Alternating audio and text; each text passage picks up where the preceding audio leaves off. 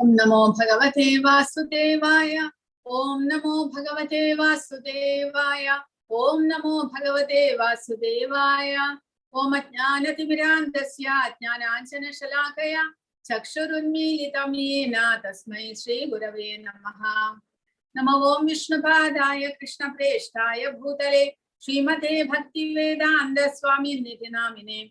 Namaste Saraswate Deve Gauravani Pracharine Nirvishesha Shunyavadi Paschatya Deshatarine.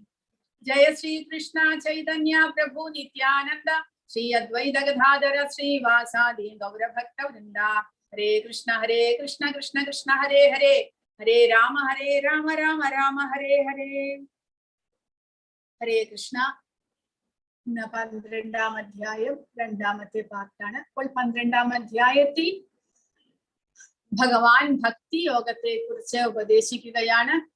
ഭക്തിയോഗം അവ്യക്തിഗതവാദികൾ ചെയ്യുന്ന, ആത്മജ്ഞാനത്തിന് വേണ്ടി പ്രവേശിക്കുന്ന അല്ലെങ്കിൽ പരിശ്രമിക്കുന്ന, അല്ലെങ്കിൽ ഭഗവാനെ അരൂപിയായിട്ട് കണ്ടുകൊണ്ട് അവ്യക്തിഗതനായിട്ട് കണ്ടുകൊണ്ട് ആരാധിക്കുന്നതിനേക്കാൾ ശ്രേഷ്ഠമാണ് ശുദ്ധമായ ഭക്തിയോടുകൂടി ഭഗവാനെ മനസ്സിൽ ധ്യാനിച്ചുകൊണ്ട് ഭഗവാന്റെ സേവകൾ ചെയ്യുന്നത് എന്ന് ഭഗവാൻ പറയുകയുണ്ടായി. അങ്ങനെയുള്ള ഭക്തനെ ഭഗവാന് ഏറ്റവും പ്രിയപ്പെട്ടവനാണ് എന്നാണ് ഈ അടുത്ത ശ്ലോകങ്ങളിലൂടെ ഭഗവാൻ പറയുന്നു. അപ്പോൾ ആധ്യാത്മികവാദികൾ അല്ലെങ്കിൽ ആധ്യാത്മിക ജീവിതത്തിന് വേണ്ടി പ്രയത്നിക്കുന്നവർ, ഭൗതിക തലത്തിൽ നിന്ന് ഉയർന്ന് ആധ്യാത്മിക ജീവിതത്തിന് വേണ്ടി പ്രവർത്തിക്കുന്നവർ രണ്ട് വിധത്തിലുണ്ട് എന്നാണ് പറയുന്നത്. ഒന്ന് വ്യക്തിഗതവാദി, മറ്റൊന്ന് അവ്യക്തിഗതവാദി. വ്യക്തിഗതവാദി ഭഗവാന്റെ രൂപത്തെ ധ്യാനിക്കുന്നു. ഭഗവാനെ സാക്ഷാത് കൃഷ്ണനായിട്ട്, ശ്രീരാമനായിട്ട്, വിഷ്ണുവായിട്ട് അങ്ങനെ ആ ഭഗവാന്റെ രൂപത്തെ, വിഗ്രഹത്തെ ആരാധിക്കുന്നവരാണ് വ്യക്തിഗതവാദി. അവ്യക്തിഗതവാദി ഭഗവാന് രൂപമില്ല, ഭഗവാൻ നിർഗുണനാണ്, നിരൂപനാണ് എന്ന് വിചാരിച്ചുകൊണ്ട് ഭഗവാന്റെ ശക്തിയെ, നിരാകാര ബ്രഹ്മത്തെ ധ്യാനിക്കുന്നു, ബ്രഹ്മനിർവാണം പോകുവാനായിട്ട് ആഗ്രഹിക്കുന്നു. അതാണ് അവ്യക്തിഗതവാദിയും വ്യക്തിഗതവാദിയും തമ്മിലുള്ള വ്യത്യാസം. അപ്പോൾ ഇവർ രണ്ടിലും തമ്മിൽ ആരാണ് പരിപൂർണരാകുവാൻ ശ്രേഷ്ഠരായിട്ടുള്ളവരെന്ന് അർജുനൻ ചോദിക്കുന്നു. പക്ഷേ ഭഗവാൻ പറയുന്നു, ഭഗവാനെ തന്നെ എപ്പോഴും മനസ്സിൽ ധ്യാനിച്ചുകൊണ്ട് ഭഗവാന്റെ സേവകൾ ചെയ്യുന്നവരാണ് ഏറ്റവും പരിപൂർണരായിട്ടുള്ളവർ എന്നാണ് ഭഗവാൻ പറയുന്നത്. എന്തുകൊണ്ടാണ് അവർ പരിപൂർണരാകുന്നത്? സദാസമയവും ഭഗവാനിൽ മനസ്സുറപ്പിക്കുന്നു, ഭഗവാനെ ആരാധിച്ചു കൊണ്ടിരിക്കുന്നു, ഭഗവാന് വേണ്ടി കൃഷ്ണാവബോധത്തിൽ പ്രവർത്തിക്കുന്നു. അതുകൊണ്ട് അവർ ശ്രേഷ്ഠരാണ്. അതുകൂടാതെ ഇന്ദ്രിയ നിയന്ത്രണം ചെയ്ത് അവ്യക്തനായിട്ടുള്ള, അചിന്ത്യനായിട്ടുള്ള ഭഗവാനെ സാക്ഷാത്കരിക്കാൻ ശ്രമിക്കുന്ന അവ്യക്തിഗതവാദികളും ഒടുവിൽ ഭഗവാനെ പ്രാപിക്കുന്നു. പക്ഷെ എങ്കിലും അവരുടെ വഴി എന്നുള്ളത് വളരെയധികം ക്ലേശകരമാണ് എന്നാണ് ഭഗവാൻ പറയുന്നത്. കാരണം അവർ ശാരീരികളാണ്, ഭൗതികമായിട്ടുള്ള ഒരു ശരീരം കൊണ്ടിരിക്കുന്നു അവർ. എങ്കിലും അവർ ശരീരമില്ലാത്ത ഒന്നിനെ അവർ ധ്യാനിക്കുവാൻ ശ്രമിക്കുന്നു. അത് വളരെയധികം ക്ലേശകരമാണ് എന്നാണ് ഭഗവാൻ പറയുന്നത്. അപ്പോൾ അങ്ങനെയുള്ള അവ്യക്തിഗതവാദികളെക്കാൾ ഭഗവാനിൽ മനസ്സുറപ്പിച്ചുകൊണ്ട് മയി സന്യസ്യ മത്പരാഹ, ഭഗവാനിൽ മനസ്സുറപ്പിച്ചുകൊണ്ട് അനന്യേനൈവ യോഗേന, ഏകാഗ്രമായിട്ടുള്ള ബന്ധത്തിലൂടെ മാം ധ്യായന്ത ഉപാസതേ, എന്നെ ധ്യാനിച്ചുകൊണ്ട് ഭഗവാനെ ആരാധിക്കുന്ന അങ്ങനെയുള്ള ആ ശുദ്ധ ഭക്തന്മാരെ തേഷാമഹം സമുദ്ധർത്ത, അവരെ ഞാൻ ഉദ്ധരിക്കുന്നു. എവിടെ നിന്ന് ഉദ്ധരിക്കുന്നു? മൃത്യു സംസാര സാഗരാത്, ആ മൃത്യു സംസാര സാഗരത്തിൽ നിന്ന്, ജനന മരണങ്ങളുടെ ആ സാഗരത്തിൽ നിന്ന് ഭഗവാൻ അങ്ങനെയുള്ള ഭക്തന്മാരെ ഉദ്ധരിക്കുന്നു എന്നാണ് ഭഗവാൻ പറയുന്നത്. ഭവാമി നചിരാത് പാർത്ഥ മയ്യാവേശിത ചേതസാം എന്നാ ഭഗവാൻ അവരെ ഈ മൃത്യു സംസാര സാഗരത്തിൽ നിന്ന് കരകയറ്റി മയ്യാവേശിത ചേതസാം, കാരണം അവർ ഭഗവാനിൽ മനസ്സുറപ്പിച്ചു കൊണ്ടിരിക്കുന്നവരാണ്. അപ്പോൾ അങ്ങനെയുള്ള ഭക്തന്മാരെ രക്ഷപ്പെടുത്തുവാനായിട്ട് ഭഗവാൻ സ്വയം ഗരുഡന്റെ പുറത്തേറിയിട്ട് വരുന്നു. അപ്പോൾ ഒരു സാഗരത്തിൽ മുഴുകിയ ഒരാളെ അയാൾക്ക് സ്വയം അവിടെ നിന്ന് നീന്തി രക്ഷപ്പെടാനൊന്നും സാധ്യമല്ല. അപ്പോൾ ആ സാഗരത്തിൽ മുഴുകാത്ത സ്വതന്ത്രനായിരിക്കുന്ന ഒരാൾ വന്ന് അദ്ദേഹത്തെ രക്ഷിക്കണം. അതുപോലെ ഒന്നുകിൽ ഭഗവാൻ അല്ലെങ്കിൽ ഭഗവന്റെ ഭക്തന്മാരായിട്ടുള്ള ആചാര്യന്മാരുടെ സത്സംഗത്താൽ മാത്രമേ നമുക്ക് ഈ മൃത്യു സംസാര സാഗരം തരണം ചെയ്യുവാനായിട്ട് സാധിക്കുകയുള്ളൂ. അവർ ഇവിടെ നിന്ന് മോചിതരായിട്ടുള്ളവരാണ്. അതുകൊണ്ട് അവർക്കറിയാം എങ്ങനെ നമുക്കും ഇവിടെ നിന്ന് മോചനം ലഭിക്കുമെന്ന്. അതുകൊണ്ട് അങ്ങനെയുള്ള ഭഗവാന്റെ ഭക്തന്മാരുടെ ഉപദേശങ്ങൾ അനുസരിച്ചുകൊണ്ട് നമ്മൾ ഭഗവാന്റെ സേവകൾ ചെയ്തുകൊണ്ട്, അവരാണ് ആചാര്യന്മാരാണ് ഉപദേശിക്കുന്നത്, ഭഗവാന്റെ സേവകൾ ചെയ്തുകൊണ്ട് ആ കൃഷ്ണാവബോധത്തിലൂടെ നമുക്ക് ഇവിടെ നിന്നുള്ള മോചനം സാധ്യമാകുമെന്ന്. അപ്പോൾ അതിനു വേണ്ടിയിട്ട് നമ്മൾ പരിശ്രമിക്കണം. അപ്പോൾ എങ്ങനെയാണ് ഈ മൃത്യു സംസാര സാഗരത്തിൽ നിന്ന് ഭക്തിയുത സേവനത്തിലൂടെ നമുക്ക് മോചനം സാധ്യമാകുന്നത്? അതിനാണ് ഭഗവാൻ 5 വഴികൾ പറഞ്ഞിരിക്കുന്നത്. 8, 9, 10, 11, 12 ഈ 5 ശ്ലോകത്തിലൂടെ ഭഗവാൻ 5 വഴികൾ പറഞ്ഞിരിക്കുന്നു ഈ ഭൗതികതയിൽ നിന്നുള്ള മോചനം സാധ്യമാകുവാൻ. ആദ്യത്തേത്, ഭഗവാനിൽ മനസ്സുറപ്പിച്ച് ബുദ്ധിയെ ഭഗവാനിൽ വ്യാപരിപ്പിച്ച് ഭഗവാനിൽ വാഴുക. സദാസമയവും ഭഗവാനിൽ തന്നെ ഭക്തി മനസ്സുറപ്പിച്ചുകൊണ്ട് ആ ശുദ്ധ ഭക്തിയോടുകൂടി, കേവല ഭക്തി എന്നാണ് അറിയുന്നതിന് പറയുന്നത്. ഭക്തി മാത്രം, വേറെ ഒന്നും തന്നെ അവിടെയില്ല. ഭക്തി മാത്രം, ഭഗവാനും ഭക്തനും മാത്രം. ആ ഭഗവാനിൽ മനസ്സുറപ്പിച്ച് ബുദ്ധിയെ വ്യാപരിപ്പിച്ച് ഭഗവാനിൽ വാഴുക. 9ാമത്തേത്, അങ്ങനെ നമുക്ക് ഭഗവാനിൽ മനസ്സുറപ്പിക്കാനോ ഭഗവാനിൽ ബുദ്ധിയെ വ്യാപരിപ്പിക്കാനോ കഴിയുകയില്ല എന്നുണ്ടെങ്കിൽ എന്ത് ചെയ്യണം? ഭഗവാനെ ഓർക്കാനും ഭഗവാനെ സദാ സ്മരിക്കുവാനും ഭഗവാനിൽ സേവകൾ ചെയ്യുവാനും വേണ്ടിയിട്ട് നമ്മൾ പഠിക്കണം. അതിനുവേണ്ടി നമ്മൾ പരിശീലിക്കണം. അഭ്യാസ യോഗയുക്തേന, പരിശീലനം ചെയ്യണം. സദാസമയവും ഭഗവാനെ മനസ്സിൽ ധ്യാനിക്കുവാനായിട്ട് നമ്മൾ എന്താണ് ചെയ്യേണ്ടത്? ആ പരിശീലനം ചെയ്യുക. ഭഗവാന്റെ ലീലകളെ കുറിച്ചെല്ലാം സദാ ഓർത്തുകൊണ്ടിരിക്കാനുള്ള പരിശീലനം. ഭഗവാനെ കുറിച്ച് സദാ കേട്ടുകൊണ്ട് ആ ശ്രവണം എന്നുള്ള പ്രക്രിയ വർദ്ധിപ്പിച്ചുകൊണ്ട് സദാസമയവും ഭഗവാനിൽ ജീവിക്കുവാനായിട്ട് ശ്രമിക്കുക. ഭഗവാന്റെ നാമജപങ്ങൾ ചെയ്ത് ഭഗവാന്റെ കീർത്തനങ്ങൾ ചെയ്ത് അതിന് പരിശീലിച്ചുകൊണ്ട് സദാസമയവും ഭഗവാനിൽ വാഴുവാനായിട്ട് പരിശ്രമിക്കുക. അങ്ങനെ ഭക്തിയോഗിയുടെ നിബന്ധനകൾ അനുഷ്ഠിച്ചുകൊണ്ട് ഭഗവാന്റെ ഭക്തി സേവകൾ ചെയ്യാനായിട്ട് നമ്മൾ പരിശ്രമിക്കുക. 3ാമത്തേത് എന്താണ്?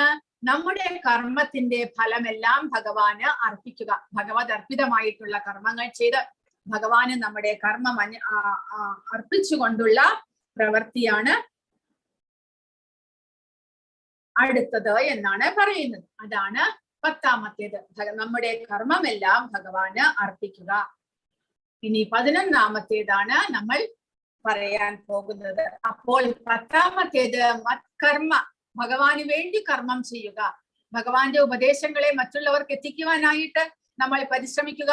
ഭഗവാന് വേണ്ടി ഒരു അമ്പലം ഉണ്ടാക്കുവാനായിട്ട് നമ്മൾ ശ്രമിക്കുക. അല്ലെങ്കിൽ അമ്പലം ഉണ്ടാക്കുന്ന ഭക്തന്മാർക്ക് എന്തെങ്കിലും സേവകൾ ചെയ്തുകൊണ്ട്, ശാരീരികമായിട്ടോ സാമ്പത്തികമായിട്ടോ സേവകൾ ചെയ്തുകൊണ്ട് അവരെ അതിനെ സഹായിക്കുക. ഭഗവാന്റെ ഉപദേശങ്ങളെ പ്രചരിപ്പിക്കുവാനായിട്ട് ഭക്തന്മാരെ സഹായിക്കുക.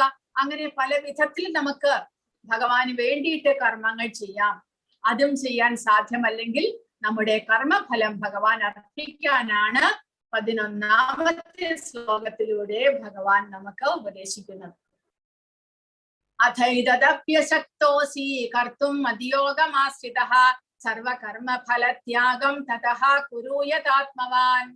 എന്നെ കുറിച്ചുള്ള ഈ ബോധത്തോടു കൂടി പ്രവർത്തിക്കുവാൻ നിനക്ക് കഴിവില്ല എങ്കിൽ സർവകർമ്മ ഫലങ്ങളെയും ത്യജിച്ച് ആത്മസ്ഥിതനായി തീരുവാൻ ശ്രമിക്കുക. അപ്പോൾ നമ്മൾ 3ാമത്തെ അധ്യായത്തിൽ നമ്മൾ പഠിച്ചു, കർമ്മഫലങ്ങളെയെല്ലാം നമ്മൾ ഉപേക്ഷിക്കുന്നത് വഴി നമ്മൾ ആത്മജ്ഞാനത്തിലേക്ക് ഉയരുമെന്ന്. നമ്മൾ പരിശുദ്ധരാകുന്നു. കർമ്മഫലങ്ങളെ നിഷ്കാമനായിട്ട് കർമ്മം ചെയ്യുന്നത് കൊണ്ട് നമുക്ക് പരിശുദ്ധരാകുവാൻ സാധിക്കും. അതുവഴി ആത്മജ്ഞാനത്തിലേക്ക് നമുക്ക് ഉയരുവാൻ സാധിക്കും. അപ്പോൾ അങ്ങനെ ചെയ്യാനാണ് ഭഗവാൻ ഇവിടെ പറയുന്നത്. കർമ്മഫലങ്ങളെ നമ്മൾ എങ്ങനെയാണ് ത്യജിക്കുന്നത്? അതാണ് ഇവിടെ പ്രഭുപാദ പറഞ്ഞിരിക്കുന്നത്. കർമ്മഫലങ്ങളെ ഏതെങ്കിലും ഒരു സാമൂഹ്യ പ്രവർത്തനത്തിന്, സമൂഹത്തിന്റെ ഉന്നതിക്കായിട്ടുള്ള പ്രവർത്തനങ്ങൾക്കായിക്കൊണ്ട് നമ്മുടെ കർമ്മഫലങ്ങളെ നമ്മൾ ത്യജിക്കുക. അപ്പോൾ ചിലർ വളരെയധികം ധനികരായിരിക്കാം. അവർ ഏതെങ്കിലും ഒരു അനാഥാലയത്തിന് അല്ലെങ്കിൽ ഒരു ആശുപത്രി പണിയാൻ, അങ്ങനെയുള്ള സാമൂഹിക പ്രവർത്തനങ്ങൾക്ക് വേണ്ടി അവരവരുടെ സമ്പാദ്യത്തെ വിനിയോഗിക്കുന്നുണ്ടാകാം. പക്ഷെ അതിലും ഒരു നിബന്ധനയുണ്ട്. അതായത് നിഷ്കാമനായിട്ട് ഒന്നും പ്രതീക്ഷിക്കാതെ കൊണ്ട് നമ്മൾ നമ്മുടെ സമ്പത്തിനെ ദാനം ചെയ്യണം, ത്യജിക്കണം. അല്ല എന്നുണ്ടെങ്കിലോ എന്തെങ്കിലും പ്രതീക്ഷിച്ചുകൊണ്ടാണ് നമ്മൾ ചെയ്യുന്നത് എന്നുണ്ടെങ്കിൽ കർമ്മഫലം നമ്മളെ ബാധിക്കുന്നു.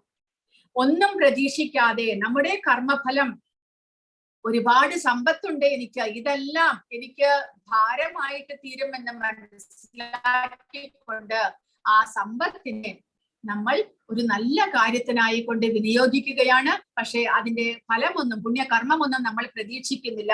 അങ്ങനെയാണെങ്കിൽ അങ്ങനെയുള്ള കർമ്മം ചെയ്യുന്നത് വഴി നമുക്ക് പരിശുദ്ധരാകുവാൻ സാധിക്കും എന്നാണ് ഭഗവാൻ ഇവിടെ പറയുന്നത്. സർവകർമ്മ ഫലത്യാഗം. അങ്ങനെ ചെയ്യുന്നത് കൊണ്ട് ആത്മജ്ഞാനത്തിലേക്ക് നമുക്ക് ഉയരുവാൻ സാധിക്കും എന്നാണ് പറയുന്നത്. അപ്പോൾ ഇവിടെ 8ാമത്തേത് മുതൽ കൊടുത്തിരിക്കുകയാണ്. 1ാമത്തേത് ഭക്തിയുത സേവനത്തിൽ ഏർപ്പെടുക. അത് കഴിയില്ല എന്നുണ്ടെങ്കിൽ ഭക്തിയുത സേവനത്തിന് വേണ്ടിയിട്ടുള്ള കർമ്മങ്ങൾ, നിബന്ധനകൾ പരിശീലനം ചെയ്തുകൊണ്ട് നമ്മൾ ഭക്തിയിലേക്ക് വളരുവാൻ വേണ്ടി പരിശ്രമിക്കുക. അതിനും കഴിയില്ലെങ്കിൽ ഭഗവാന് വേണ്ടി പ്രവർത്തിക്കുക. അതും കഴിയില്ലെങ്കിൽ സർവകർമ്മ ഫലങ്ങളെയും ത്യജിച്ച് ആത്മസ്ഥിതനായിട്ട് തീരുവാൻ, അതായത് നിഷ്കാമനായിട്ട് കർമ്മം ചെയ്യുക. കർമ്മഫലങ്ങളെയെല്ലാം നല്ല ഒരു കാര്യത്തിന് വേണ്ടിയിട്ട് ത്യജിച്ചുകൊണ്ട് ആത്മജ്ഞാനസ്ഥാനാകാനായിട്ട് ശ്രമിക്കുക. കൃഷ്ണാവബോധ പ്രവർത്തനങ്ങളിൽ ഒരാൾക്ക് സഹതപിക്കാൻ കഴിയാത്തതിന്റെ കാരണങ്ങൾ സാമൂഹികമോ കുടുംബപരമോ മതപരമോ ആയ പരിഗണനകളോ മറ്റേതെങ്കിലും തടസ്സങ്ങളോ ആകാം. അങ്ങനെയാണെങ്കിൽ കർമ്മഫലങ്ങളെ നമ്മൾ ത്യജിച്ചുകൊണ്ട് പരിശുദ്ധരാകുവാനായിട്ട് പരിശ്രമിക്കുക. കാരണം എന്താണ്? കർമ്മഫലങ്ങളെ എന്തിനായി കൊണ്ട് ത്യജിക്കണം? സഞ്ചിത ഫലങ്ങൾ ഏതെങ്കിലും നല്ല കാര്യത്തിനായിട്ട് ത്യജിക്കണം. അങ്ങനെ ചെയ്യുന്നത് കൊണ്ട് ഒരാൾ ക്രമേണ ജ്ഞാനത്തിന്റെ, ആത്മജ്ഞാനത്തിന്റെ അവസ്ഥയിലേക്ക് ഉയരുവാൻ, കാരണം നമ്മൾ പരിശുദ്ധരാകുന്നു. കർമ്മഫലമാണ് നമ്മളെ ഇവിടെ ബന്ധനത്തിലാക്കുന്നത്, നമ്മളെ മലിനമാക്കുന്നത്. ആ കർമ്മഫലം നമ്മിൽ നിന്ന് നീങ്ങുന്നത് വഴി നമ്മൾ പരിശുദ്ധരാകുന്നു. ആത്മജ്ഞാനം നമുക്ക് കരസ്ഥമാക്കാനായിട്ട് സാധിക്കുന്നു. ഉദാഹരണം എന്താണ്? സാമൂഹിക സേവനം, ദേശീയ സേവനം തുടങ്ങിയവ. അതായത് ആശുപത്രികൾ, സാമൂഹിക സ്ഥാപനങ്ങൾ എന്നിവയ്ക്കുള്ള ദാനങ്ങൾ നമ്മൾ ദാനം ചെയ്യുന്നത്, ചാരിറ്റി കൊടുക്കുന്നത്, കഠിനാധ്വാനം ചെയ്ത ഫലങ്ങളുടെ അത്തരം ത്യാഗങ്ങൾ മനസ്സിനെ ശുദ്ധീകരിക്കുകയും കൃഷ്ണാവബോധം ക്രമേണ നമുക്ക് മനസ്സിലാക്കുവാൻ സാധിക്കുകയും ചെയ്യുന്നു. അപ്പോൾ കർമ്മഫലമാണ് നമുക്കും ഈ ഭക്തിക്കും ഇടയിലുള്ള ഒരു ബാധയായിട്ടുള്ളത്. ആ കർമ്മഫലങ്ങൾ, പാപകർമ്മഫലങ്ങളും പുണ്യകർമ്മഫലങ്ങളും തമ്മിൽ, പുണ്യകർമ്മഫലങ്ങൾ പിന്നെയും നമ്മളെ ഭഗവാനിലേക്ക് അടുപ്പിക്കുന്നു. പക്ഷെ പാപകർമ്മഫലങ്ങൾ, നമ്മൾ എന്തെങ്കിലും അന്യായമായിട്ട് ചെയ്തിട്ട് അനേകം സമ്പത്ത് സമ്പാദിച്ചിട്ടുണ്ടെങ്കിൽ ആ പാപകർമ്മഫലം നമ്മളെ ഭഗവാനിൽ നിന്ന് നമ്മളെ അകറ്റുന്നു, ഭക്തിയിൽ നിന്ന് നമ്മളെ അകറ്റുന്നു. അതുകൊണ്ടാണ് നമ്മൾ അങ്ങനെ ഒരുപാട് സമ്പാദിച്ചിട്ടുണ്ടെങ്കിൽ ആ സമ്പാദ്യമെല്ലാം ഒന്നുകിൽ ഭഗവാൻ അർപ്പിക്കുക. അതിന് നമുക്ക് തോന്നുന്നില്ലെങ്കിൽ നമ്മൾ ഏതെങ്കിലും നല്ല കാര്യങ്ങൾക്കായിക്കൊണ്ട്, സാമൂഹ്യ സേവനത്തിനായിക്കൊണ്ട് നമ്മൾ നിഷ്കാമനായിട്ട് അർപ്പിക്കുന്നത് വഴി ആ കർമ്മഫലം നമ്മിൽ നിന്ന് അകലുന്നു. അങ്ങനെ ഭഗവാനുമായിട്ട് അടുക്കുവാൻ നമുക്ക് സാധിക്കുന്നു. അതും നമുക്ക് ചെയ്യാൻ സാധ്യമല്ല എന്നുണ്ടെങ്കിൽ ശ്രേയോ ഹി ജ്ഞാനം അഭ്യാസാത് ജ്ഞാനാധ്യാനം വിശിഷ്യതേ ധ്യാനാത് കർമ്മഫല ത്യാഗാശാന്തിരനന്തരം. അതും പരിശീലിക്കാൻ സാധ്യമല്ല എങ്കിൽ ജ്ഞാനാർജനത്തിന്, ജ്ഞാനം സമ്പാദിക്കാനായിട്ട് ശ്രമിക്കുക. എങ്ങനെ? വേദ പഠനം ചെയ്ത് വേദങ്ങളും ഉപനിഷത്തുകളും പുരാണങ്ങളും ഭഗവത്ഗീത, ഭാഗവതം മുതലായവ വായിച്ച് പഠിച്ച് ആ ജ്ഞാനം സമ്പാദിക്കാനായിട്ട് നമ്മൾ ശ്രമിക്കുക. അത് എല്ലാം ആധ്യാത്മിക ഗ്രന്ഥങ്ങളായതുകൊണ്ട്, ഭഗവാനെ കുറിച്ചുള്ള ഗ്രന്ഥങ്ങളായതുകൊണ്ട് ആ ആധ്യാത്മിക ഗ്രന്ഥങ്ങൾ പഠിക്കുന്നതും നമ്മളെ പരിശുദ്ധരാക്കുന്നു. ജ്ഞാനത്തെക്കാൾ ശ്രേഷ്ഠമാണ് ധ്യാനം. അതിനേക്കാൾ ഉയർന്നതാണ് ഭഗവാനെ മനസ്സിൽ ധ്യാനിക്കുന്നത്. ജ്ഞാനം സമ്പാദിക്കാൻ കഴിയുന്നില്ലെങ്കിൽ ധ്യാനത്തിലേക്ക് കടക്കുക. അല്ലെങ്കിൽ ജ്ഞാനം സമ്പാദിച്ച് ഭഗവാനെ മനസ്സിൽ ധ്യാനിക്കുന്നത് എങ്ങനെയെന്ന് പഠിച്ച് ധ്യാനത്തിലേക്ക് കടക്കുക. ആ ധ്യാനത്തെക്കാൾ വിശിഷ്ടമാണ് കർമ്മഫലങ്ങളെ ത്യജിക്കൽ എന്ന് പറയുന്നു. കാരണം ആ കർമ്മഫലങ്ങളാണ് നമ്മളെ ഇവിടെ വീണ്ടും വീണ്ടും പുനർജന്മത്തിന് പ്രേരിപ്പിക്കുന്നത്. അതുകൊണ്ട് ആ കർമ്മഫലങ്ങളെ ത്യജിച്ചു കഴിഞ്ഞാൽ നമുക്ക് പരമമായ ശാന്തി ലഭിക്കുന്നു എന്നാണ് ഭഗവാൻ പറയുന്നത്. ആ കർമ്മഫലങ്ങളെ ഉപേക്ഷിക്കുന്നത് വഴി നമ്മുടെ പാപകർമ്മഫലങ്ങളും നീങ്ങിയിട്ട് നമുക്ക് ഇവിടെ പുണ്യകർമ്മഫലങ്ങളും പാപകർമ്മഫലങ്ങളും ഇല്ലാതാക്കി നമുക്ക് ശാന്തിയിലേക്ക്, ആത്മജ്ഞാനത്തിലേക്ക് ഉയരുവാൻ സാധിക്കുന്നു. ജ്ഞാനാർജനവും ധ്യാനവും കർമ്മഫലത്യാഗവും. മനസ്സ് കൃഷ്ണനിൽ ഉറപ്പിക്കുക, സാധനാഭക്തിയുടെ നിബന്ധനകൾ അനുഷ്ഠിക്കുക, കൃഷ്ണന് വേണ്ടി പ്രവർത്തിക്കുക, കർമ്മഫലം ത്യജിക്കുക. ഇതെല്ലാമാണ് ഭക്തിയോഗം. ഭക്തിയോഗ നിബന്ധനകൾ അനുഷ്ഠിച്ചുകൊണ്ടുള്ളവയാണ് ഇവയെല്ലാം. ഇവയെല്ലാം ഭഗവാനിൽ ദിവ്യ പ്രേമത്തിലേക്ക് നമ്മളെ ഉയർത്തുന്നു എന്നാണ് പറയുന്നത്. പക്ഷെ അത് നമുക്ക് ചെയ്യാൻ സാധ്യമല്ലെങ്കിൽ ബ്രഹ്മജ്ഞാനത്തിന് വേണ്ടി ആത്മാവിനെ കുറിച്ചുള്ള ജ്ഞാനം സമ്പാദിക്കുക. ജ്ഞാനത്തിന്റെ ഫലമായിട്ട് ഒരുവന് തന്റെ മൂലസ്വരൂപത്തെ മനസ്സിലാക്കുവാൻ, ഭഗവത് അംശമായിട്ടുള്ള ആത്മാവാണ് ഞാൻ എന്ന് മനസ്സിലാക്കുവാൻ സാധിക്കുന്നു. അങ്ങനെയുള്ള ജ്ഞാനം പരമാത്മാവിനെ, നമ്മുടെ ഹൃദയത്തിൽ വസിക്കുന്ന പരമാത്മാവിനെ ധ്യാനിക്കുവാനുള്ള വഴി നമുക്ക് മനസ്സിലാക്കി തരുന്നു. പക്ഷേ അതിനേക്കാൾ ശ്രേഷ്ഠമാണ് കർമ്മഫലത്തെ ത്യജിക്കുന്നത് എന്നാണ് ഭഗവാൻ വിശേഷിപ്പിക്കുന്നത്. കാരണം കർമ്മഫലത്യാഗം നമ്മളെ പരിശുദ്ധരാക്കുന്നു എന്ന്. അപ്പോൾ ഭക്തിയുടെ പുരോഗമന ഘട്ടങ്ങളാണ് നമ്മൾ ഇവിടെ പഠിച്ചത്. ആദ്യത്തേതാണ് ഏറ്റവും ശ്രേഷ്ഠമായിട്ടുള്ളത്, മനസ്സ് ഭഗവാനിൽ ഉറപ്പിച്ചുകൊണ്ടുള്ള ഒരു ജീവിതം. അത് ഭഗവാനുമായിട്ട് സദാ സമ്പർക്കത്തിൽ നമ്മളെ ഇരുത്തുന്നു. അതിന് സാധ്യമായില്ലെങ്കിൽ സാധനാഭക്തിയുടെ നിബന്ധനകൾ അനുഷ്ഠിച്ചുകൊണ്ട് നമ്മൾ ഭഗവാനെ പ്രാപിക്കാനുള്ള ആഗ്രഹം വളർത്തുക. കൃഷ്ണന് വേണ്ടി പ്രവർത്തിക്കുന്നതാണ് മൂന്നാമത്തെ കർമ്മം.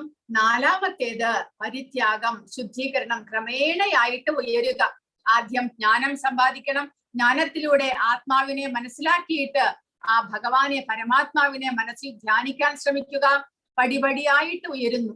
അതിനേക്കാൾ ശ്രേഷ്ഠമായിട്ട് എല്ലാ കർമ്മഫലവും ഭഗവാൻ അർപ്പിച്ചുകൊണ്ടുള്ള ഒരു ജീവിതം. അതുവഴി പൂർണ്ണമായിട്ടും നമുക്ക് പരിശുദ്ധനാകുവാൻ സാധിക്കുന്നു.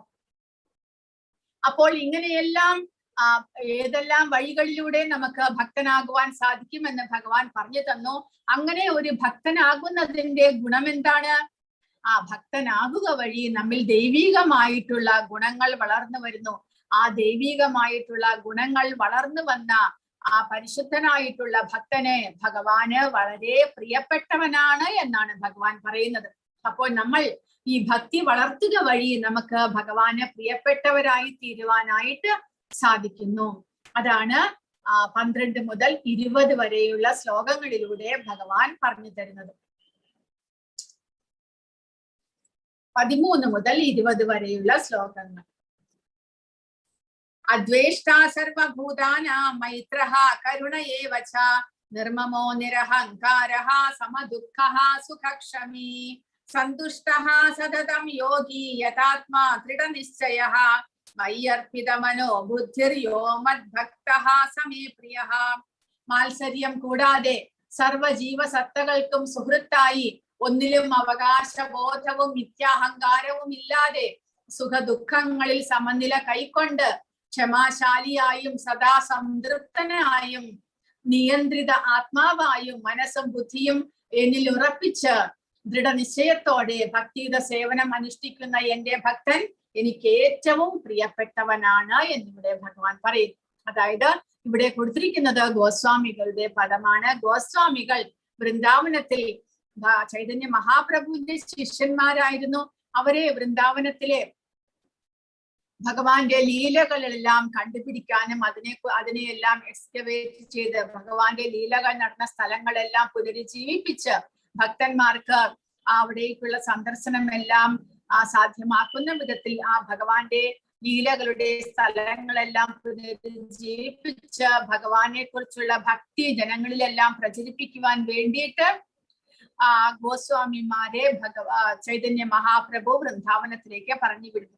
അപ്പോൾ ആ ഗോസ്വാമിമാർ ഭഗവാൻ അവർ ഭഗവാന്റെ ഭക്തിയുത പരിശീലനങ്ങൾ ചെയ്യുകയും ഭഗവാനെ കുറിച്ച്, ഭക്തിയെ കുറിച്ച് ഗ്രന്ഥങ്ങൾ രചിച്ച് ഭക്തന്മാരുടെ ഇടയിൽ അത് പ്രചരിപ്പിക്കാനും അവർ തയ്യാറായിരുന്നു. അങ്ങനെയുള്ള ഭഗവാന്റെ ഭക്തന്മാർ ആരോടും മാത്സര്യം കൂടാതെ എല്ലാ ജീവജാലങ്ങൾക്കും സുഹൃത്തായിക്കൊണ്ട്, എങ്ങനെയാണ് ഒരു ഭക്തൻ മറ്റുള്ളവർക്ക് സുഹൃത്താകുന്നത്? ഒരു സുഹൃത്ത് മറ്റൊരു സുഹൃത്തിന് എന്തെങ്കിലും ആപത്ത് വരാതെ അദ്ദേഹത്തെ സംരക്ഷിക്കുന്നു. അതുപോലെ എല്ലാ ജീവജാലങ്ങളും ഭഗവാനെ മറന്നുകൊണ്ടുള്ള ഒരു ജീവിതം ഇവിടെ നയിക്കുക വഴിയാണ് ഇവിടെ ബന്ധനത്തിലാകുന്നത് എന്ന് മനസ്സിലാക്കിക്കൊണ്ട് അവർ ഭക്തന്മാർ എന്ത് ചെയ്യുന്നു? ആ ഭഗവാനെ കുറിച്ചുള്ള ഉപദേശങ്ങൾ അല്ലെങ്കിൽ ഭഗവാന്റെ ഉപദേശങ്ങൾ എല്ലാ മനുഷ്യരിലേക്കും എത്തിക്കുവാനായിട്ട് പരിശ്രമിക്കുന്നു. അതുവഴി ഭക്തരാകുക വഴി നിങ്ങൾക്ക് ഈ ഭൗതികതയിൽ നിന്നുള്ള മോചനം സാധ്യമാകുന്നു എന്നുള്ള ഉപദേശങ്ങൾ കൊടുക്കുന്നു. അങ്ങനെ എല്ലാ ജീവജാലങ്ങൾക്കും സുഹൃത്തായിക്കൊണ്ട് ഭക്തന്മാർ വാഴുന്നു. ഒന്നിലും അവകാശബോധവും മിഥ്യാഹങ്കാരവും ഇല്ലാതെ അവർ ജീവിക്കുന്നു. എങ്ങനെയാണത്? എല്ലാം ഭഗവാന്റേതാണ് എന്ന് മനസ്സിലാക്കിക്കൊണ്ട് ഒന്നിലും അവകാശബോധം അവർ ഉണ്ടാക്കുന്നില്ല. അതുകൂടാതെ ഭഗവാന്റെ അനുഗ്രഹമില്ലാതെ നമുക്കൊന്നും തന്നെ പ്രവർത്തിക്കാനും സാധ്യമല്ല എന്നും അവർക്കറിയാം. മിഥ്യാഹങ്കാരം ഇല്ലാതെ സുഖദുഃഖങ്ങളിൽ സമനില കൈക്കൊണ്ട് ക്ഷമാശാലിയായിട്ട് സദാ സംതൃപ്തനായിക്കൊണ്ട് നിയന്ത്രിത ആത്മാവായിക്കൊണ്ട് മനസ്സും ബുദ്ധിയും ഭഗവാനിൽ ഉറപ്പിച്ച് ദൃഢനിശ്ചയത്തോടുകൂടി ഭക്തിയുടെ സേവനം അനുഷ്ഠിക്കുന്നു ഇങ്ങനത്തെ ഭക്തന്മാർ. അങ്ങനെയുള്ള ഭക്തന്മാർ ഭഗവാന് ഏറ്റവും പ്രിയങ്കരനാണ് എന്ന് ഭഗവാൻ പറയുകയാണ്. അപ്പോൾ പ്രതികരണം അല്ലെങ്കിൽ കർമ്മഫലം ഒഴിവാക്കാൻ എല്ലാ കഷ്ടപ്പാടുകളും ഈ ഭക്തന്മാർ കൃഷ്ണന്റെ അനുകമ്പയായിട്ട് സ്വീകരിക്കുന്നു. അപ്പോൾ എല്ലാവർക്കും ഈ ഭൗതിക പ്രപഞ്ചത്തിൽ കഷ്ടപ്പാടുകൾ ഉണ്ടാകുന്നു. പക്ഷെ ഒരു ഭക്തൻ വിചാരിക്കുന്നത് എന്താണ്? ഞാൻ എത്രയോ പാപകർമ്മങ്ങൾ ചെയ്തു കാണണം ഇതിനു മുൻപേ, പക്ഷെ ഭഗവാന്റെ അനുഗ്രഹത്താൽ എനിക്ക് ഇത്രമാത്രമേ കഷ്ടപ്പാടുകൾ കിട്ടിയുള്ളൂ. ആ കഷ്ടപ്പാടുകൾ വരുന്നത് ഭഗവാനെ ഓർക്കുവാനും നമ്മളെ സഹായിക്കുമെന്നാണ് ഭക്തന്മാർ വിചാരിക്കുന്നത്. അപ്പോൾ അങ്ങനെ കഷ്ടപ്പാടുകളെല്ലാം ഭഗവാന്റെ അനുകമ്പയായിട്ട് ഭക്തന്മാർ സ്വീകരിക്കുകയാണ് ചെയ്യുന്നത്. അദ്വേഷ്ട, അസൂയയില്ലാതെ എല്ലാവരോടും അവന്റെ ശത്രുവിനോട് പോലും ദയയോടുകൂടി പെരുമാറുക. സന്തുഷ്ട, സംതൃപ്തിയോടുകൂടി ഭഗവാന്റെ കൃപയാൽ വരുന്നത് എന്തെങ്കിലും നേടാൻ അമിതമായി പരിശ്രമിക്കാതെ ഭഗവാന്റെ കൃപയാൽ വരുന്നത് എന്തോ അത് സ്വീകരിച്ചുകൊണ്ട് സന്തോഷത്തോടുകൂടി വസിക്കുക. നിസ്വാർത്ഥനായിട്ട് ദൃഢനിശ്ചയത്തോടുകൂടി ഒരു സാഹചര്യത്തിലും അസ്വസ്ഥനാകാതെ നിയന്ത്രിത ആത്മാവായിട്ട് ആത്മാവിനെ അല്ലെങ്കിൽ നമ്മുടെ ഇന്ദ്രിയങ്ങളെയെല്ലാം നിയന്ത്രിച്ചുകൊണ്ട് ആധ്യാത്മിക ഗുരുവിൽ നിന്ന് ലഭിച്ച ഉപദേശങ്ങളിൽ ഉറച്ചു നിൽക്കുന്നത് കൊണ്ട് ഒരു തികഞ്ഞ ആധ്യാത്മികവാദിയായിട്ട് അല്ലെങ്കിൽ ഒരു യോഗിയായിട്ട് മാറുന്നു. അങ്ങനെ മയ്യർപ്പിത മനോബുദ്ധി, അങ്ങനെ ഭഗവാന്റെ കാരുണ്യമാണ് നമുക്ക് കഷ്ടപ്പാടുകൾ കുറഞ്ഞു കിട്ടുന്നത് എന്ന് മനസ്സിലാക്കിക്കൊണ്ട്, മുൻ ജന്മ കർമ്മ ഫലമാണ് നമ്മളെ കഷ്ടത്തിലേക്ക് നയിക്കുന്നത് എന്ന് മനസ്സിലാക്കിക്കൊണ്ട് ഭഗവാന്റെ കാരുണ്യത്തിനായിക്കൊണ്ട് അങ്ങനെയുള്ള ഭക്തന്മാർ പ്രവർത്തിക്കുന്നു എന്നാണ് പറയുന്നത്. ഭക്തൻ ശരീരത്തെ തന്റേതായോ താനായോ കരുതുന്നില്ല, മിഥ്യ അഹങ്കാരമില്ല, സുഖദുഃഖങ്ങളിൽ സമനില പുലർത്തുന്നു എന്നാണ് പറയുന്നത്. അപ്പോൾ എന്ത് വിഷമകരമായിട്ടുള്ള അവസ്ഥ വന്നാലും ഭക്തൻ എങ്ങനെയാണ് ചിന്തിക്കുന്നത്? ഇത് ഭഗവാന്റെ കാരുണ്യം മൂലമാണ് എന്നാണ് ഭക്തർ കരുതുന്നത്. കാരണം എന്താണ്? വിഷമകരമായ സാഹചര്യങ്ങളിലും ഭക്തൻ എപ്പോഴും ശാന്തനും ക്ഷമാശീലനുമാണ്. ഭക്തൻ വിചാരിക്കുന്നത്, ഞാൻ ചെയ്തു പോയ തെറ്റുകൾ ഓർക്കുമ്പോൾ ഇതിനേക്കാൾ വളരെയധികം ക്ലേശങ്ങളാണ് എനിക്ക് ലഭിക്കേണ്ടത്, പക്ഷെ ഭഗവാന്റെ അനുഗ്രഹം മൂലം എനിക്ക് ഇത്രമാത്രമേ, വളരെ കുറച്ച് ക്ലേശങ്ങൾ മാത്രമേ അനുഭവിക്കാനായിട്ട് കിട്ടിയിട്ടുള്ളൂ എന്നാണ് ഭക്തൻ വിചാരിക്കുക. ഞാൻ മുമ്പ് ചെയ്തിട്ടുള്ള തെറ്റുകൾ കൊണ്ടാവണം അയാൾക്ക് എന്നോട് വൈരമുണ്ടായത്, അതുകൊണ്ട് എതിർക്കുന്നതല്ല പൊറുക്കുന്നതാണ് ഇവിടെ ഉത്തമം എന്ന് ഭക്തൻ വിചാരിക്കുന്നു. ആരോടും അസൂയപ്പെടുകയോ അവരുടെ പെരുമാറ്റത്തിൽ അസ്വസ്ഥനാകുകയോ അവന്റെ ശത്രുവിന്റെ ശത്രുവായി തീരുകയോ ചെയ്യുന്നില്ല. അങ്ങനെയുള്ള ഭക്തൻ മോക്ഷത്തിന് യോഗ്യനാകുന്നു എന്നാണ് ഇവിടെ പറയുന്നത്.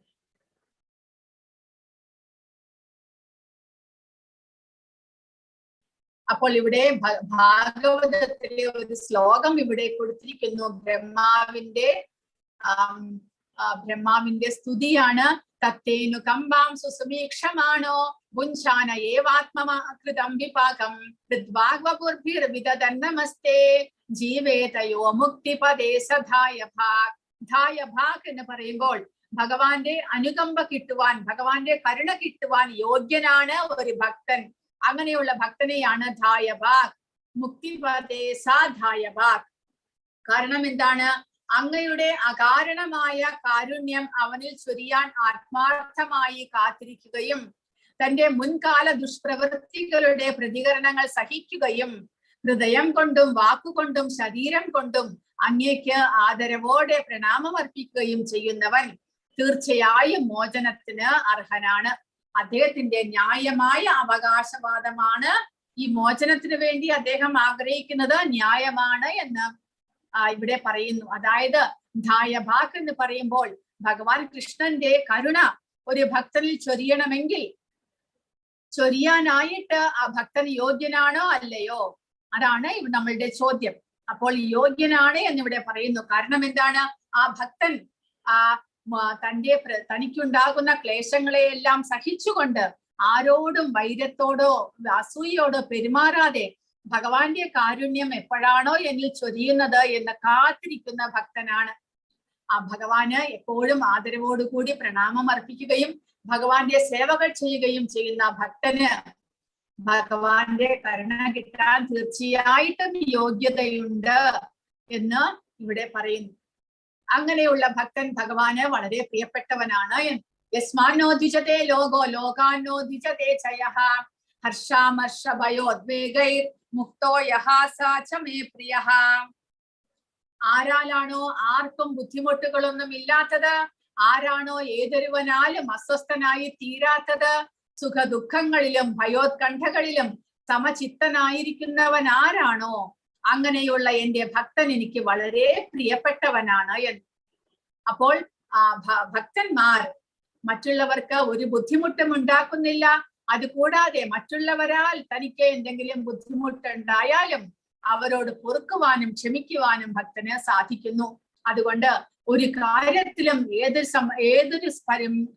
ഏതൊരു സ്ഥിതിയിലും ഒരിക്കലും അസ്വസ്ഥനാകാതെ സുഖദുഃഖങ്ങളാകട്ടെ ഭയോത്കണ്ഠകളാകട്ടെ എന്തായാലും എല്ലാത്തിലും സമചിത്തനായിരിക്കുന്നവനാണ് ഭക്തൻ.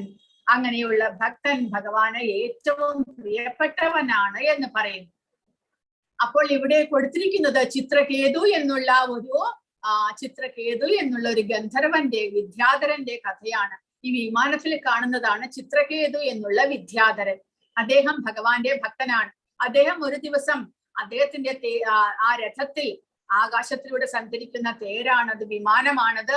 അതിലൂടെ സഞ്ചരിച്ചു പോകുമ്പോൾ ഭഗവാൻ ശിവൻ, ശിവൻ ഒരു മരത്തിന്റെ ഒരു ചുവട്ടിൽ ഇരിക്കുന്നതായിട്ടാണ് കാണുന്നത്. അദ്ദേഹത്തിന്റെ ധാമത്തിലൂടെ പോകുകയാണ്. അദ്ദേഹത്തിന് ചുറ്റും അനേകം ഭക്തന്മാർ, ഋഷിമാരും നാരദൻ ഉൾപ്പെടെയുള്ള ഋഷിമാരെല്ലാവരും ചേർന്നിരുന്നു കൊണ്ട് ഭഗവാൻ ശിവനും പാർവതി ദേവിയും ഈ ഋഷിമാരും എല്ലാവരും ചേർന്നിരുന്നു കൊണ്ട് ആ സത്സംഗം ചെയ്യുകയാണ്. ആധ്യാത്മിക ജ്ഞാനത്തിനെ കുറിച്ച്, ഭക്തിയെ കുറിച്ചെല്ലാം സത്സംഗം ചെയ്തുകൊണ്ടിരിക്കുകയാണ്. അപ്പോൾ എല്ലാവരും ആത്മജ്ഞാനത്തിലേക്ക് ഉയർന്ന വ്യക്തികളാണ്, ഭക്തന്മാരാണ്. അപ്പോൾ ഈ ചിത്രകേതു നോക്കിയപ്പോൾ ഈ ഭഗവാന്റെ മടിയിലാണ് പാർവതി ദേവി ഇരിക്കുന്നത്. അവർ ഡിസ്കസ് ചെയ്യുന്നത് എന്താണ്? ഭക്തിയെ കുറിച്ച്. അപ്പോൾ ചിത്രകേതു ഭക്തനാണ്, ശുദ്ധ ഭക്തനാണ്. പരമശിവന് അദ്ദേഹത്തെ കുറിച്ച് അറിയാം, ബാക്കിയുള്ള ഭക്തന്മാർക്കും അദ്ദേഹത്തെ കുറിച്ച് അറിയാം. അപ്പോൾ ചിത്രകേതു ഈ ഒരു കാഴ്ച കണ്ടിട്ട് ചിത്രകേതു അവിടെ ഇരുന്നു കൊണ്ട് ചിരിച്ചു. എന്നിട്ട് ഭഗവാനോട്, ശിവനോട് പറയുകയാണ്, അങ്ങ് ആത്മജ്ഞാനത്തെ കുറിച്ച് സംസാരിക്കുകയും, അതായത് ആത്മജ്ഞാനത്തിലേക്ക് ഉയർന്ന വ്യക്തികൾ ഒരിക്കലും ശരീരബോധത്തിൽ ഉണ്ടാകുകയില്ല. അപ്പോൾ അദ്ദേഹം പറയുന്നത്, അങ്ങ് ആത്മജ്ഞാനത്തെ കുറിച്ച് ഇവിടെ പ്രഭാഷണം ചെയ്യുകയും അതോടൊപ്പം പാർവതി ദേവിയെ മടിയിലിരുത്തിക്കൊണ്ടാണ് ഇതെല്ലാം ചെയ്യുന്നത്. അപ്പോൾ അങ്ങയുടെ പെരുമാറ്റമാണെങ്കിലോ ഒരു ലൗകികവാദിയുടേത് പോലെയാണ്. ഇത് രണ്ടും കൂടി എങ്ങനെയാണ് ചേർന്ന് പോകുന്നത് എന്ന തരത്തിൽ ആ ചിത്രകേതു ഭഗവാനോട് സംസാരിച്ചു കൊണ്ട് ചിരിക്കുകയുണ്ടായി. കളിയാക്കി ചിരിക്കുന്നത് പോലെയല്ല, അദ്ദേഹം ഒരു സൗഹൃദ സംഭാഷണമായിരുന്നു. ഭഗവാൻ അദ്ദേഹത്തിന്റെ വാക്കുകളെ കുറിച്ച് മനസ്സിലാക്കുകയുണ്ടായി. ഭഗവാൻ ഒന്നും മിണ്ടിയില്ല, കാരണം ഭഗവാൻ അറിയാം ചിത്രകേതു ഒരു ഭക്തനാണ് എന്ന്. പക്ഷേ അതായത് ഭഗവാൻ വിഷ്ണുവിന്റെ ഭക്തന്മാർ എപ്പോഴും ഒരു നല്ല മനസ്സോടു കൂടിയവരായിരിക്കുമെന്ന് ഭഗവാൻ ശിവൻ അറിയാം. അവരുടെ മനസ്സിൽ അസൂയയോ വിദ്വേഷമോ ഒന്നും തന്നെ ഉണ്ടാകുകയില്ല. പക്ഷേ പാർവതി ദേവിക്ക് അതിഷ്ടമായില്ല. പാർവതി ദേവി ആ വാക്കുകൾ കേട്ടിട്ട് പാർവതി ദേവിക്ക് കോപം വരികയും ആ ചിത്രകേതുവിനെ ശപിക്കുകയും ചെയ്തു. അതായത്, നിനക്ക് ഒരു അസുരന്റെ ചിന്ത പോലെയാണ് നിങ്ങൾ ചിന്തിക്കുന്നത്. അതുകൊണ്ട് ഒരു അസുരനായിട്ട്, അതായത് അസൂയയും വിദ്വേഷവും ഉള്ളവരാണ് അസുരന്മാർ. അപ്പോൾ ചിത്രകേതുവിന്റെ ആ സംഭാഷണം കേട്ടിട്ട് പാർവതി ദേവി തെറ്റിദ്ധരിച്ചു ചിത്രകേതു ഒരു ശരിയായിട്ടുള്ള ഒരു ഭക്തനാണ് എന്ന് പാർവതി ദേവിക്ക് മനസ്സിലായില്ല. അതുകൊണ്ട് ഒരു അസുരനായിട്ട് പിറക്കുവാനായിട്ട് പാർവതി ദേവി അദ്ദേഹത്തെ ശപിക്കുകയുണ്ടായി.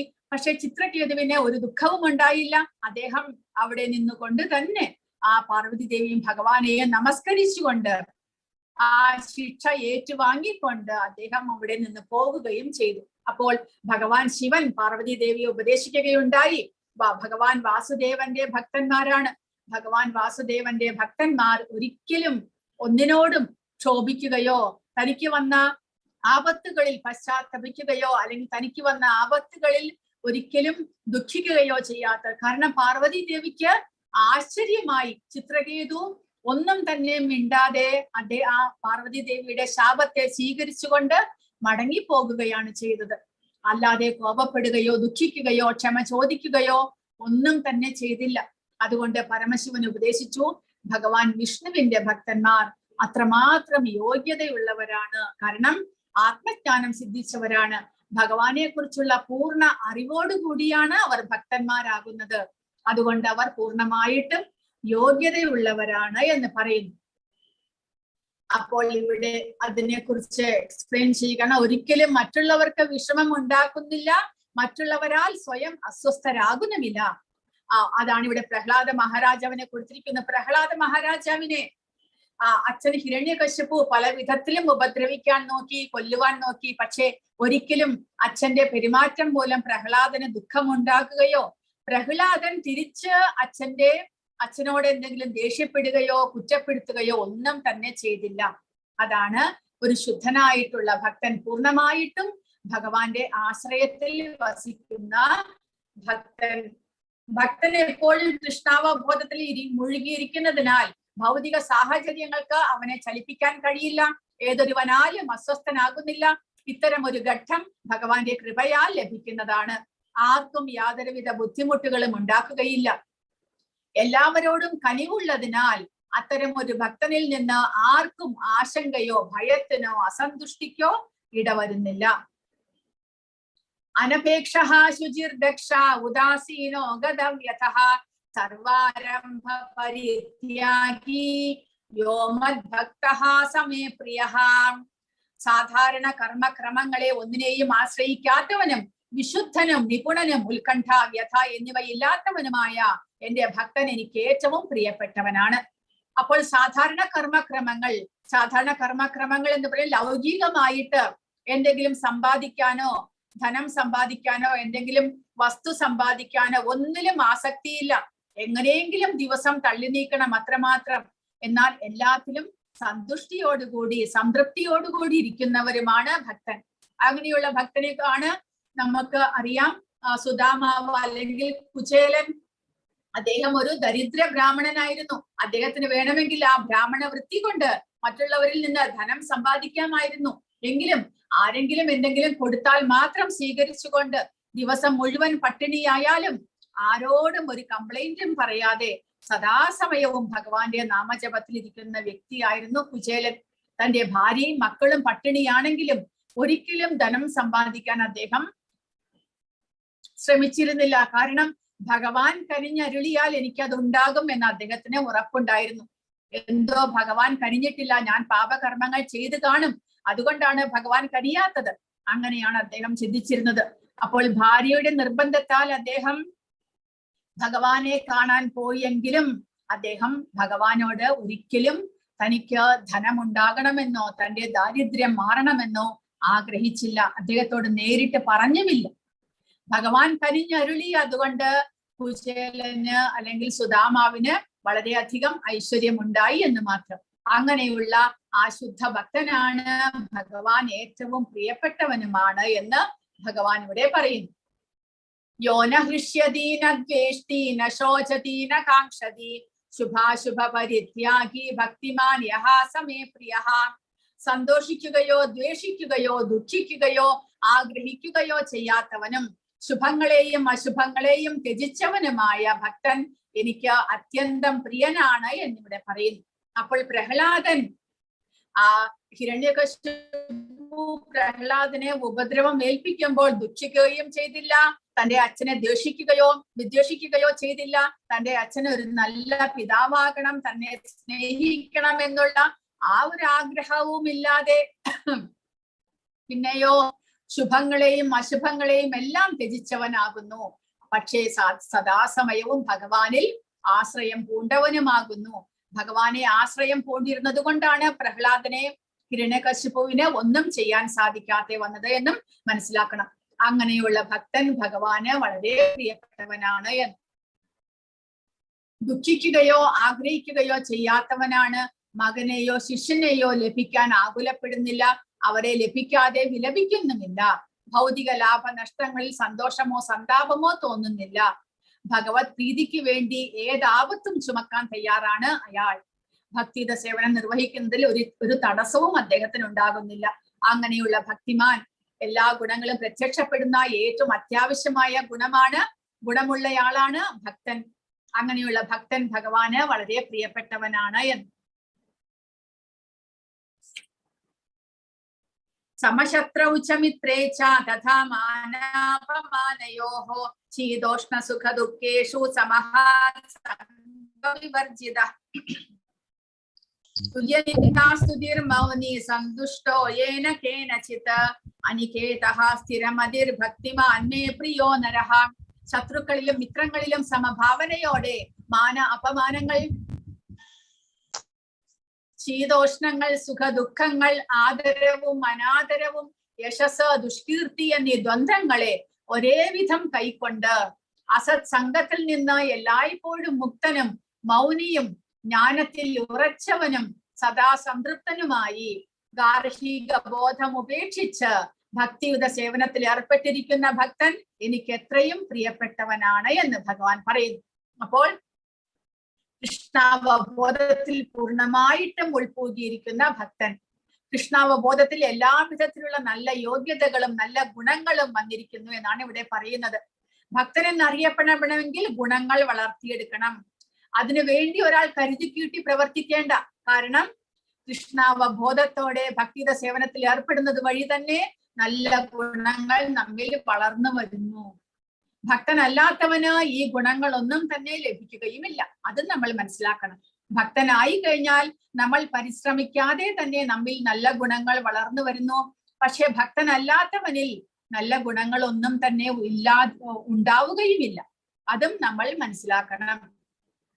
സമശത്രൗച മിത്രേച്ച, ശത്രുക്കളിലും മിത്രങ്ങളിലും സമഭാവനയോടെ മാന അപമാനയോഹോ, ദ്വന്ദ്ങ്ങളെ ഒരേ വിധം കൈക്കൊണ്ട്, സംഘവിവർജിത, അസത്സംഗത്തെ ഉപേക്ഷിച്ചുകൊണ്ട്, അനികേത, ഗാർഹിക ബോധം ഉപേക്ഷിച്ചുകൊണ്ട്, മൗനി, നിശബ്ദത, അത്യാവശ്യം മാത്രം സംസാരിച്ചുകൊണ്ട്, സന്തുഷ്ടോ യേന കേനചിത്, സംതൃപ്തി, എല്ലാ സാഹചര്യങ്ങളിലും സന്തോഷത്തോടു കൂടി വർത്തിക്കുന്ന, സ്ഥിതമതീർ, ജ്ഞാനത്തിൽ ഉറച്ചവനായിട്ടുള്ള ഭക്തിമാൻ, എല്ലായ്പ്പോഴും ഭക്തിയുടെ സേവനത്തിൽ ഏർപ്പെട്ടിരിക്കുന്നവനാണ് ഭഗവാന് ഏറ്റവും പ്രിയപ്പെട്ടവൻ എന്നാണ് ഇവിടെ പറയുന്നത്. അപ്പോൾ ഇവിടെ കാണിച്ചിരിക്കുന്നത് ആരാണ്? അംബരീഷ മഹാരാജാവ്. അംബരീഷ മഹാരാജാവിന്റെ കഥ ഇതിനു മുൻപും പറഞ്ഞിട്ടുണ്ട്. അപ്പോൾ ഇവിടെ കാണുവാൻ സാധിക്കുന്നു, ദുർവാസ മുനി അംബരീഷ മഹാരാജാവിനെ സംഹരിക്കുവാനായിട്ട് ഒരു കൃത്യ, തന്റെ ജടയെടുത്ത് കളയുന്നു. അതിൽ നിന്ന് ഒരു കൃത്യ ഉത്ഭവിക്കുന്നു. ആ കൃത്യ അംബരീഷ മഹാരാജാവിനെ സംഹരിക്കുവാൻ വരികയാണ്. പക്ഷേ ആ അംബരീഷ മഹാരാജാവിന് ഭഗവാൻ വിഷ്ണു കൊടുത്തിട്ടുള്ള ആ സുദർശന ചക്രം ആ കൃത്യയെയും വധിക്കുന്നു. അതുകൂടാതെ ദുർവാസ മഹർഷിയുടെ പുറകെ പായുകയാണ്. ദുർവാസ മഹർഷി പേടിച്ച് വിറച്ചു പോയി. ചൂടുകൊണ്ട് അവിടെ നിൽക്കാൻ സാധിക്കുന്നില്ല. കാരണം സുദർശന ചക്രം വളരെയധികം ചൂട് പുറത്തേക്ക് എടുക്കുന്നു. സൂര്യനെ പോലെ തന്നെ അടുത്തു പോകുന്നവരെ എല്ലാം ഭസ്മമാക്കി കളയുന്നതാണ് സുദർശന ചക്രം.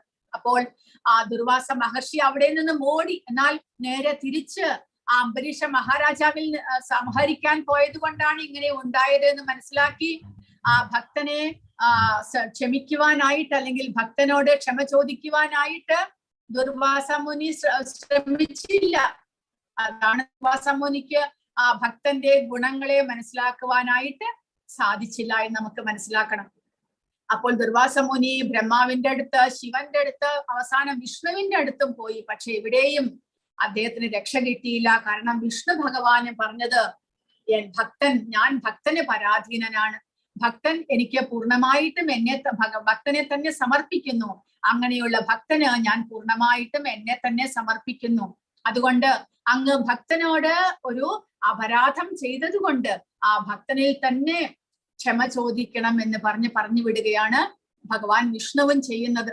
അതുകൊണ്ട് തിരിച്ച് ആ അംബരീഷ മഹാരാജാവിന്റെ അടുക്കൽ വന്ന് ദുർവാസ മുനി ക്ഷമ ചോദിക്കുന്നു. അപ്പോൾ ഈ ലോകങ്ങളിലെല്ലാം പോയി വരാനായിട്ട് ദുർവാസ മുനിക്ക് 1000 വർഷം എടുത്തു. കാരണം ഓരോ ലോകത്തിലും ഓരോ ആയുസ്സിന്റെ ദൈർഘ്യം വ്യത്യസ്തമുണ്ട്. 100 വർഷം എന്നുള്ള ദൈർഘ്യം വ്യത്യാസമുണ്ട്, കാലഗണന വ്യത്യാസമുണ്ട്. അതുകൊണ്ട് തിരിച്ച് ഭൂമിയിലേക്ക് വരുമ്പോഴേക്കും 1000 വർഷം കഴിഞ്ഞിരുന്നു. പക്ഷെ എങ്കിലും ആ ഭഗവാന്റെ ഭക്തനായിട്ടുള്ള അംബരീഷ മഹാരാജാവ് തന്റെ എല്ലാ ഗുണങ്ങളെയും, ദൈവിക ഗുണങ്ങളെ കൊണ്ട് അദ്ദേഹം അവിടെ ആ ദുർവാസ മഹർഷി അംബരീഷ മഹാരാജാവ് തെറ്റ് ചെയ്തെങ്കിലും, ആ ഒരു ശത്രുവിനെ പോലെ പെരുമാറിയെങ്കിലും അദ്ദേഹത്തോട് ക്ഷമിച്ചുകൊണ്ട് ആ മഹർഷിയെ കാത്തിരിക്കുകയായിരുന്നു അംബരീഷ മഹാരാജാവ്. അതാണ് ഒരു ഭക്തന്റെ ഗുണമെന്ന് പറയുന്നത്. എല്ലാ ദൈവിക ഗുണങ്ങളും ഒരു ഭക്തനിൽ ഉണ്ടായിരിക്കുമെന്ന് ഇവിടെ പറയുന്നു. അങ്ങനെയുള്ള ഭക്തൻ ഭഗവാന് വളരെ പ്രിയപ്പെട്ടവനാണ് എന്ന്. കൃഷ്ണൻ ഒരുവനെ സ്നേഹിക്കാൻ കാരണമാകുന്ന ഗുണങ്ങളാണ് ഇവിടെ പറയുന്നത്. ഈ ഗുണങ്ങൾ ഭക്തിയിൽ നിന്ന് സ്വതന്ത്രമല്ല. കാരണം ഭക്തി വർദ്ധിച്ചു വരുന്നതോടുകൂടി ഈ ഗുണങ്ങളെല്ലാം തന്നെ നമ്മിൽ കാണപ്പെടുന്നു. കൃഷ്ണനോടുള്ള സ്വയം സമർപ്പണത്തിൽ നിന്ന് ഈ ഗുണങ്ങളെല്ലാം യാന്ത്രികമായിട്ട് നമുക്ക് ഉണ്ടാകുകയാണ് ചെയ്യുന്നത്. സ്വരൂപ ലക്ഷണമാണ്, അതായത് ജീവാത്മാവിന്റെ സ്വരൂപ ലക്ഷണമാണ് ഈ ഗുണങ്ങളെല്ലാം. മറ്റെല്ലാ ഗുണങ്ങളും പ്രത്യക്ഷപ്പെടുന്ന ഏറ്റവും അത്യാവശ്യമായിട്ടുള്ള ഗുണങ്ങളെല്ലാം ഭക്തിയാണ്. ഭക്തിയോടുകൂടി എല്ലാ ഗുണങ്ങളും നമുക്ക് ലഭിക്കുന്നു. അപ്പോൾ ഒന്നാമത്തേതായിട്ട് ഒരാളുടെ സ്വയത്തോടുള്ള, തന്നോട് തന്നെയുള്ള ഗുണങ്ങൾ ഏതൊക്കെയാണ്? മനോഭാവം എന്താണ്? ഒരാൾ സ്വയം തന്നോട് തന്നെ എങ്ങനെ മനോഭാവത്തോടു കൂടി പെരുമാറുന്നു? നിസ്വാർത്ഥനായി, ഞാൻ ശരീരമല്ല എന്നുള്ള അവബോധത്തോടു കൂടി പെരുമാറുന്നു. വേദനാരഹിതമായിട്ട്, അല്ലെങ്കിൽ സുഖമോ ദുഃഖമോ ഒന്നും ബാധിക്കാത്തവനായിട്ട്, എല്ലാതരം കർമ്മ പ്രവർത്തനങ്ങളെയും ത്യജിച്ചവനായിട്ട് ആ ഭക്തൻ വസിക്കുന്നു. മറ്റ് ജീവജാലങ്ങളോട് എങ്ങനെയാണ് പെരുമാറുന്നത്? അസൂയപ്പെടാതെ, എല്ലാവരോടും അവന്റെ ശത്രുവിനോട് പോലും ദയ കാണിച്ചുകൊണ്ട്, മിത്രങ്ങൾക്കും ശത്രുക്കൾക്കും തുല്യ ഭാവന കൊടുത്തുകൊണ്ട്, ഉദാസീനനായി. ഉദാസീനൻ എന്ന് പറയുമ്പോൾ ലാഭം, താൻ ചെയ്യുന്ന പ്രവൃത്തിയിൽ നിന്ന് തനിക്ക് ലാഭമോ നഷ്ടമോ എന്താണ് വരുന്നത് അതിനെക്കുറിച്ചൊന്നും ആലോചിക്കാതെ